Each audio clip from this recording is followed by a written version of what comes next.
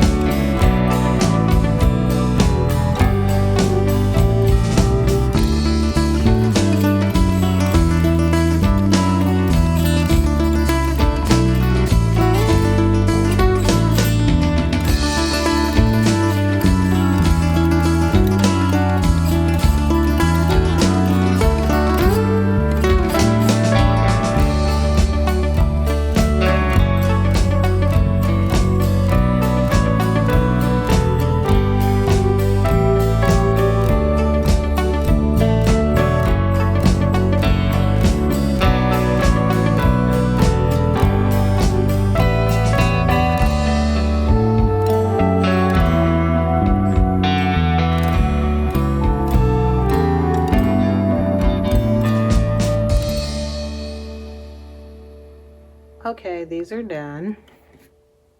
I've already showed these, and I'm just gonna run through these really quickly. So these, let's start here because this is what started it all. So these are nail files, or nail foils, excuse me, that I just put on here with some nail glue. It wasn't easy, I'll say that. This is what the back looks like, the sides. So that's that pair. They came out nice. I'm happy with them. This is another nail foil. I would have to find a really good glue for the nail foil. I use the glue that you use for gold foil and silver foil on these. Worked a little bit better. I need something that's like super tacky. But these came out nice. Really nice. Put that there. I did these a little bit different. These are also nail foil. Really pretty. I do like it. Like I said, I'm gonna have to figure out how to get that foil off better. And this is how I did the back, the sides. So they're nice. Really pretty. Put those down. These are really pretty. They're my favorite, actually. Just the color.